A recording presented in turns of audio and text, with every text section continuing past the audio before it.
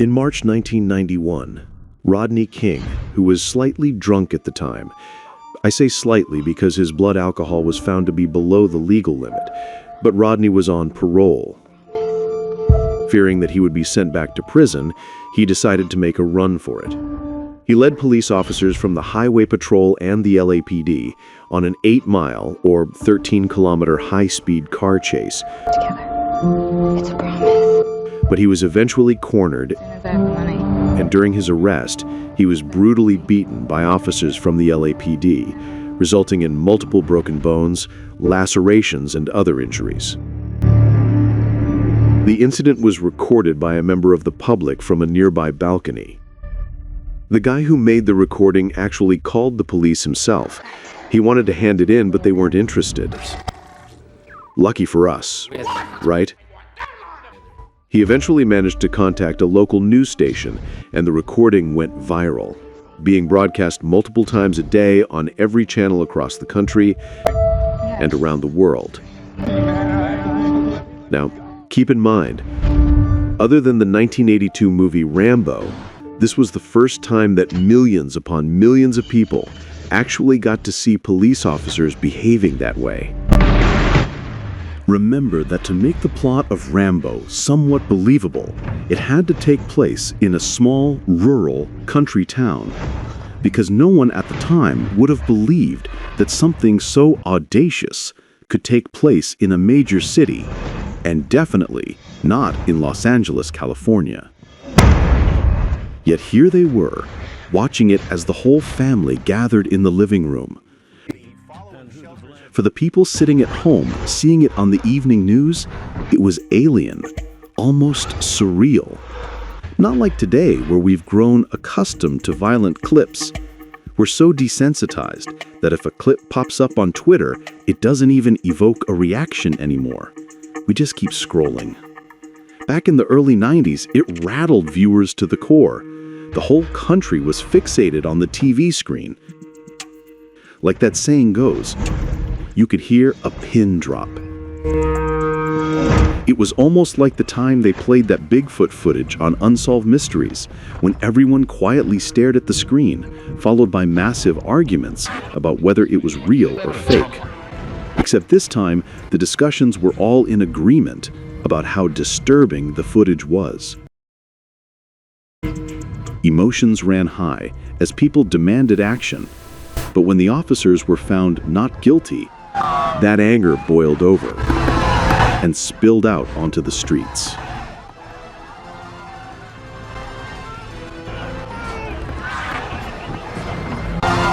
For 6 days, Los Angeles erupted into mass looting and rioting.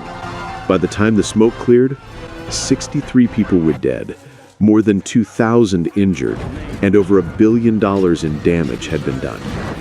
The Rodney King incident ripped off the Band-Aid, exposing what had only been rumors and gossip until then. All of a sudden, the curtain had been pulled back, shattering the illusion that we'd been sold for many years. And the closer we looked, the uglier it became. Ever since then, we've had to come to terms with the fact that there is something fundamentally wrong with the police. In the years that followed, as video recorders became more accessible, more and more videos surfaced of black men being beaten by police. Reporters, in their ignorance, often asked why there seemed to be an increase in these incidents. The answer came from black voices, sharp and unflinching. It's not happening more, it's just being recorded now.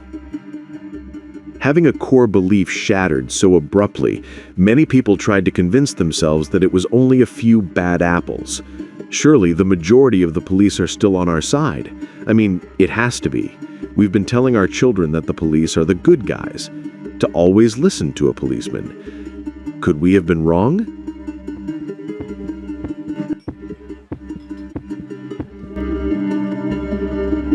It was over a $3 slice of pizza. And I'm so sick of people who haven't lived through that perspective coming in and saying, if they just listen to the officers, there wouldn't be an issue. Like what? Putting your hands up? Didn't ask him a single thing? Didn't command him to do a single thing. He just came in and kicked his ass. They know they're not going to face any consequences, so they'll continue brutalizing people like this, and it's disgusting. They charged him with resisting arrest. They held him without bail for a week. What part of this was resisting arrest?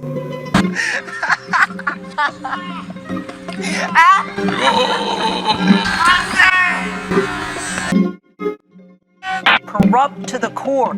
Allegations of extortion, falsifying police reports, and stealing from citizens.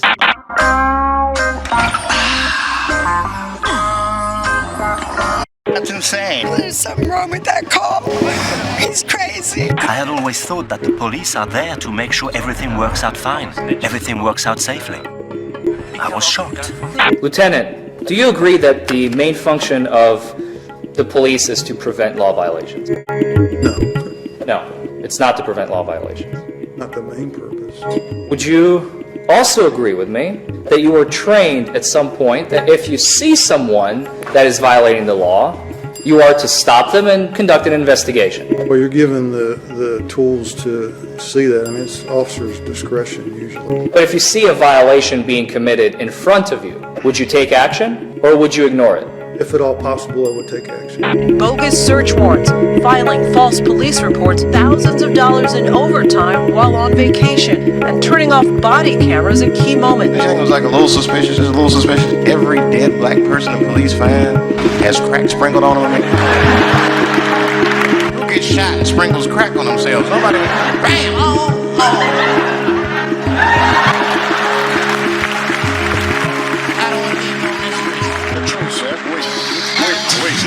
Public servant. I'm going to let you search me after you answer my questions, yeah? Check that file. Oh. Yeah. Do you want me to jump in? Just turn the engine off. Jump it back of the car. Jump it back of the car. Turn the lights off. In the back of our... When it comes to the police, the perception is one thing, but the reality is something else entirely. Shows like Law and Order, CSI, and even based on true event series like Cold Case Files portray officers in an overly flattering light. I mean, when you meet people, you meet cops, you know, there is a shared interest in having cops, shown in a decent light. Police around the country, I must say, are big fans of the show. My favorite quote from the police is, "Keep making us look good," which is a nice compliment. The big bad police department is our partner. In case you haven't been paying attention, they're under attack. Every arrest is scrutinized. There are people trying to defund them, for God's sake, and here you are asking me to castrate them? Within the Dick Wolf Law and Order universe, it won't be likely that they're going to do a show that reveals cops behaving illegal. We're not there to do Abner Louima. That's a terrible thing that happened, but that represents one or two bad apples. In 1997, police officers beat, handcuffed, and then sodomized Abner Louima with a broom in the bathroom of the 70th Precinct in Brooklyn. Word of the attack shocked the city, and Louima would eventually testify in a federal trial that sent 2 officers to prison. Kind of unabashedly pro-law enforcement. A lot of cops aren't trained in how to do their job in cases of sexual assault. And a lot of cops get a lot of their information from watching SVU. I'm not an attorney. I watch Law and Order from time to time. Well, I went to a great law school, but most of what I do on a day-to-day basis is based off of what I learned on Law and Order. The story you are about to see is true. The names have been changed to protect the innocent. And in return, the show could shoot wherever they wanted, have cops for extras, and use police vehicles and equipment. Every episode should probably have started like this. Ladies and gentlemen, the story you are about to see is bullshit. The names have been changed to protect the LAPD because they helped us save a bunch of money on props. Do you think that there was a reason that the killer sodomized your husband with a banana? He was allergic to bananas. In reality, police incompetence is commonplace. Detectives failed to submit witness interviews into evidence prior to the Leslie Chance trial today. How it investigates officer-involved shootings. This video taken by police, evidence was overlooked, shell casings weren't collected, and Deputy Thompson refused to be interviewed. They did it all without a warrant or any probable cause and found his officers are the ones who crossed the line. Pattern or practice of unconstitutional stops. You gotta look at it our way. We only really get to see inside investigations when high-profile cases hit the news. Lois Lane murder scene. A victim's head blown out, consistent with a firearm discharge in her mouth. Spatter indicates low angle of trajectory, no bullet holes. Gun would have been about here. Putting her head here? Oh my God. Huh, the chair's facing the TV. The blowjob network. Hello, Woody. I like a woman who can unhinge her jaw. There's something between us, Woody.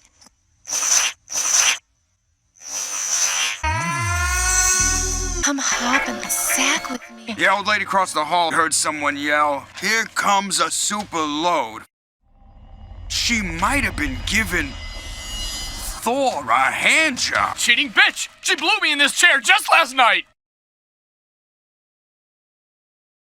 Hello, Comcast? Does my extended digital package cover the blowjob network? Helena's Day, who gunned down a judge in the Letcher County Courthouse last September. The man accused of killing 12 people. Way to go. My name is not Isabella. My name is Samantha. High-profile cases where investigators know the world is watching, so you know they're bringing their A game. And still, on far too many occasions, they manage to get it completely wrong.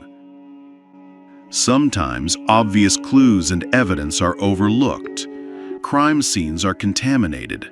Important witnesses are ignored. And far too often, the wrong people end up in prison. The list of police blunders is endless. For the police, it was an open and shut case. The police decided this was a suicide note. Police completely missed this second page. He did it. New tenants in Nadine's apartment saw some writing in the bathroom. Crucial piece of evidence the police had missed. He did it. She went to more effort in her last moments to try and identify the killer than the police have done in the last 2 years. Saint's father, today's report reinforces a central question. Did this have to happen? No, it didn't. If they would have just treated him like a human and talked to him. The policewoman interrogated her.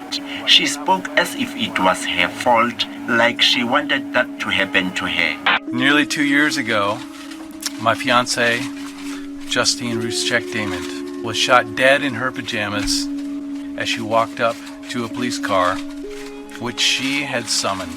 They were completely innocent. Drivers charged with DUI, their blood work showed they were sober. Looks like you might have an active warrant, man. So just until they confirm or deny, I'm going to detain you. Okay? Tell me for what? It looks just for failure to appear. But when we get down there, they'll be able to give me the actual warrant and I can tell you what it was for. Never had any sort of interaction with law enforcement. 3/10/1993. 3/10/93. What's that? Let's see. Yeah, no, that's not me.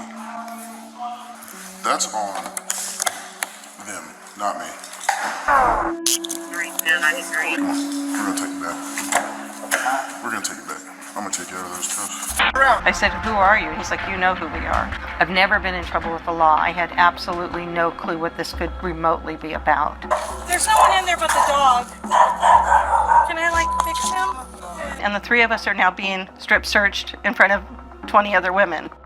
I keep saying, I was told I could make a phone call. I was told I could make a phone call. And they're like, it's 11 o'clock now. The phones are shut off. Nobody knows where I'm at. That's not who I am. But I've never been Carol Rozak. I can prove who I am. I was never through this whole process allowed a phone call. They chained me, and they do like a roll call, and this lady says, Carol Ann Rozak. Go into a room where there's 20 other women. My fear is that they're going to pull me over one day And for whatever reason, something happens and they're going to fingerprint me, and all of a sudden I'm going to be Carol Ann Rozak and stuck someplace where nobody knows where I'm at. That they didn't run even basic checks to make sure that Penny was Carol Rozak.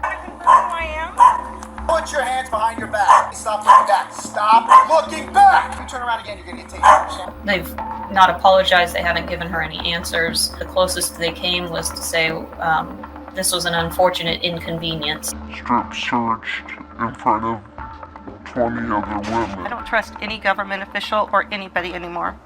I raised 5 children to respect the law, and now I feel stupid for doing that. Now, Argon testified that she felt detectives were feeding her information in an attempt to lead her to identify Leslie Chance in those surveillance videos. I spent my Christmas holidays in jail. How could police think I'm 26 if I have a 30-year-old child? A Texas woman is hauled off to jail after getting off a cruise ship in Fort Lauderdale. I think you'll have the wrong person. Endangering a child. My kids are grown. They're grown in college and moved away. Turns out, this was a case of mistaken identity. Police cannot overlook obvious evidence that they have the wrong person. 23 years younger, substantially shorter, had different color hair, different color eyes, different license, and different social security number. I went and scanned my photo ID and it just rang for security. We noticed that police were coming on to surround me and my husband. Serious?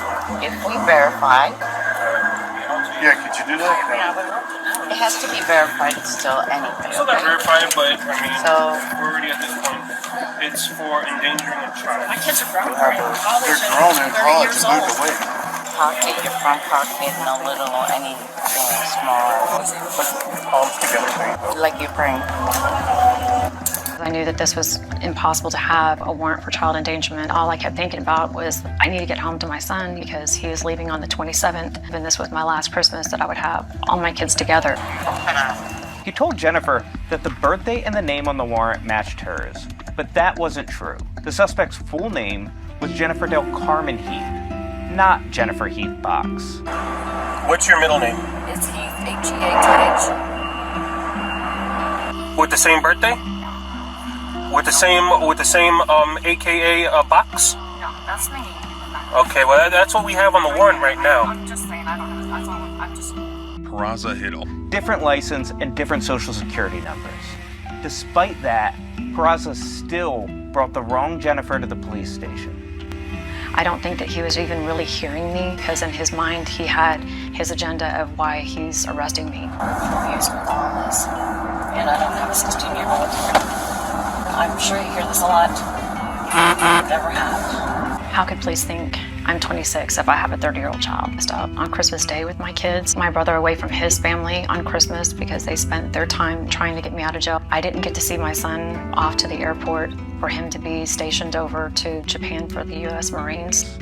Police cannot overlook obvious evidence that they have the wrong person when making an arrest. In what has got to be one of the worst screw-ups, a young woman was murdered and her 2-year-old son badly beaten. When Rachel Nichol was stabbed to death on Wimbledon Common in southwest London in 1992, the Metropolitan Police launched the largest investigation since the Yorkshire Ripper. Been stabbed 49 times and sexually assaulted. The police went after just one man. Instead of following hard evidence, investigators zeroed in on Colin Stagg, an innocent dog walker, because he mentioned to the police that he was in the area where the murder had occurred. And as I reached the other side, there was a uniformed police officer standing there. What have the girls been found? Well, we were there earlier this morning. What time's that? I don't know, between 8:30 and 9:15.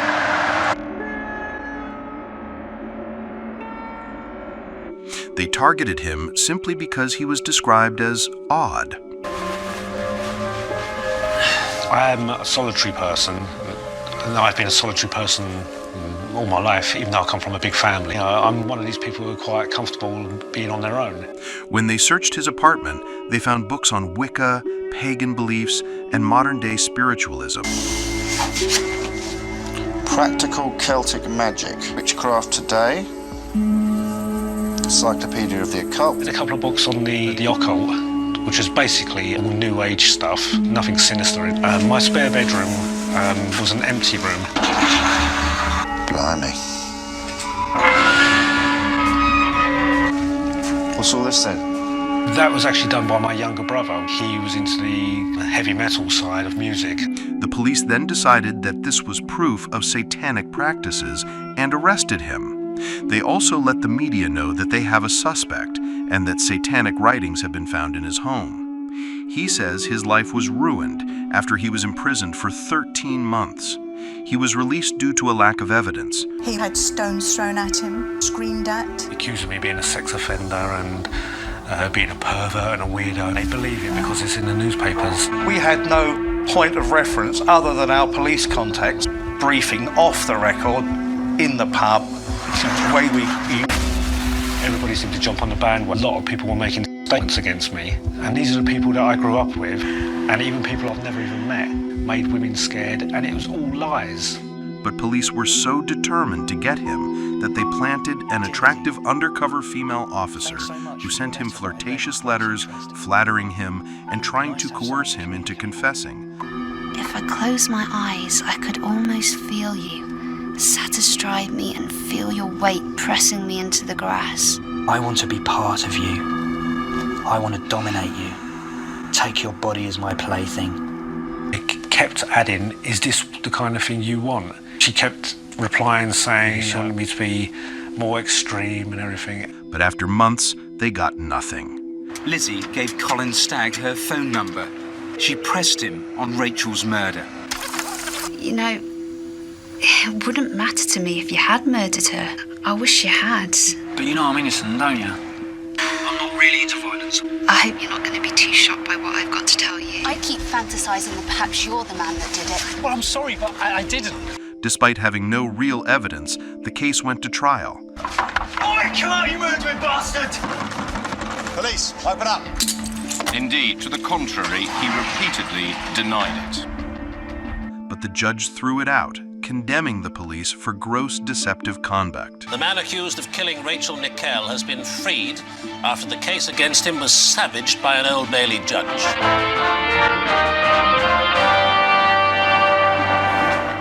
Why on earth was a case ever brought against Colin Stagg? You can have an undercover police operation, but not one that is designed to extract a confession from a suspect by means of inducement and lies. The judge ruled that all the letters, telephone calls and taped conversations were inadmissible.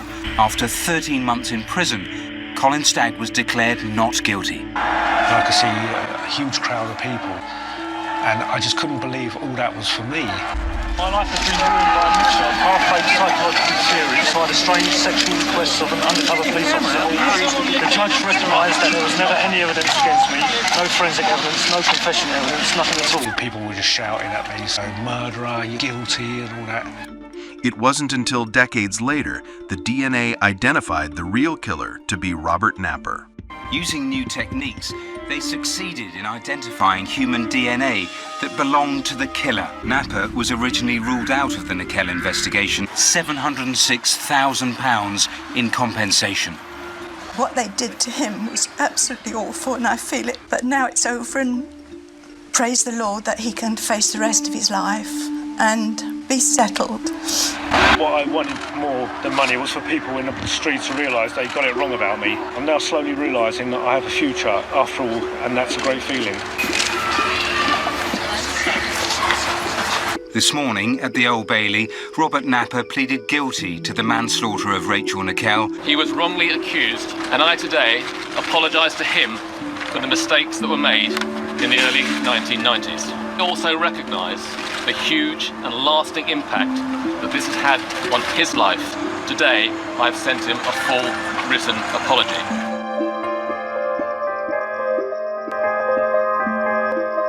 Robert Napper is being held indefinitely in Broadmoor High Security Hospital for the killing of Samantha Bissett and her 4-year-old daughter Jasmine. It was also discovered that Napper's own mother had previously told the police that he confessed to the crimes years earlier. but the police excluded him from the initial investigation for being too tall. Meanwhile, Colin Stagg not only spent 13 months behind bars, but lived under a stain of suspicion from the public.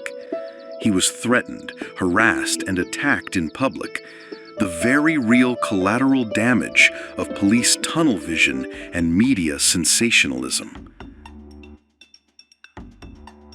Another serial killer's mother was also ignored when she told the police that her son might be the one responsible for a string of missing girls.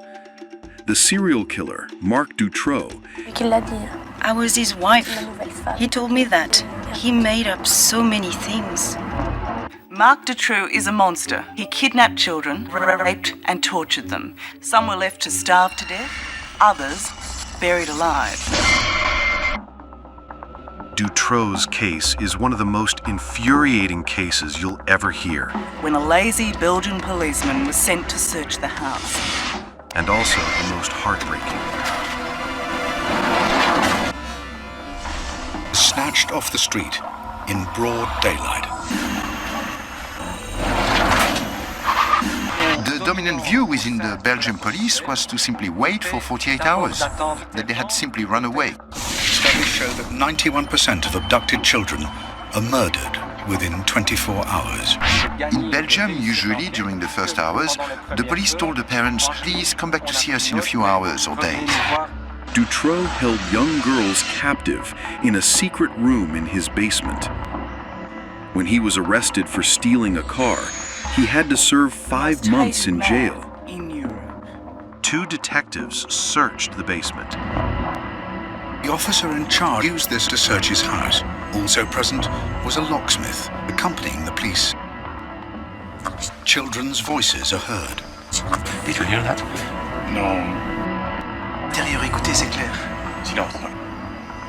Allez, on y va. Locksmith said I heard voices 2 meters from where we were standing. Locksmith said I heard voices and it was absolutely clear. They heard the voices of young girls and did not investigate any further.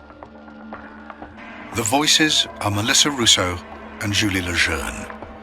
The two very young girls were trapped down there while Dutroux served his sentence. There was no light, no food, no water. What's even worse is that Dutroux's wife, who knew the girls were down there, would come to the house regularly to feed his dogs, but did not feed the young girls trapped in the dungeon in the basement. Julia and Melissa was in school together. They are very good friends. They now know Melissa and Julie could have been saved, but for a series of appalling and unforgivable blunders by the Belgian police.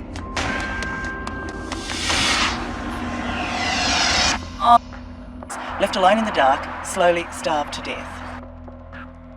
Dutroux would eventually kidnap 3 more girls. One of them he drugged and buried alive. Just unimaginable cruelty. The Dutroux case uncovered inefficiency, incompetency, and corruption of Belgium's law enforcement. The police were accused of not pursuing leads, not taking the case seriously, of being lazy, and ignoring information provided by a number of individuals who came forward. In 1995, Dutroux's mother wrote a letter to the authorities stating that she knew that Dutroux had kidnapped 2 girls and was keeping them at his house. His house was searched not once, but twice, on the 13th and again on the 19th of December, when the girls' voices were heard, and during those searched, the detectives took videotapes into evidence.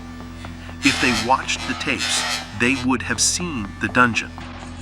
But they later claimed the tapes had gone missing. Even before the abductions, a police informant told the police that Dutroux was building a dungeon in his basement, and also that Dutroux had asked him to help abduct young girls. He was only caught in 1996 when an eyewitness to an abduction remembered part of his license plate. The police searched the house again and could not find the dungeon. Dutroux had to be taken to the home to show them where the dungeon was, and the 2 teenage girls were then rescued.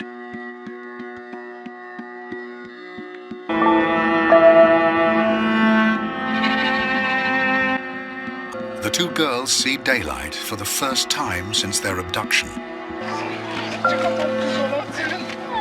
Heartbreaking scenes of parents reunited with the daughters they feared dead. The kid couldn't stop crying.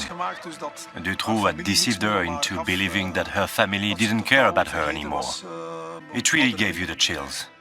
After further questioning, Dutroux leads the police to other missing girls over the following 2 days.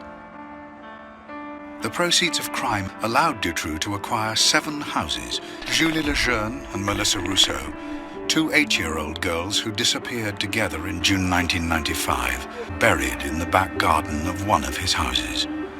They starved to death when he had been in prison for car theft. Emotional shock went through the country. Dutroux had left his wife to feed Julie and Melissa. She claimed she was too afraid to go into the dungeon where they were held. Public outcry was so intense that more than a third of Belgians with the surname Dutreuil-Marcou had theirs legally changed. Many believed that Dutreuil was part of a larger network of criminals, and some of his accomplices were also arrested. In October 1996, more than 300,000 Belgians marched through the streets of Brussels with signs that said, "Stop the cover-up." His wife was given a 30-year sentence, but she was given an early release in 2012 after serving 16 years. At least 7 law enforcement officials were arrested on suspicion of having ties to Marc Dutroux. Georges Zico, a police detective believed to be an associate of Dutroux, was charged with forgery and insurance fraud. And while many hairs were found in Dutroux's dungeon, prosecutors have decided not to test them for DNA. So even today, many conspiracy theories are prevalent about the case.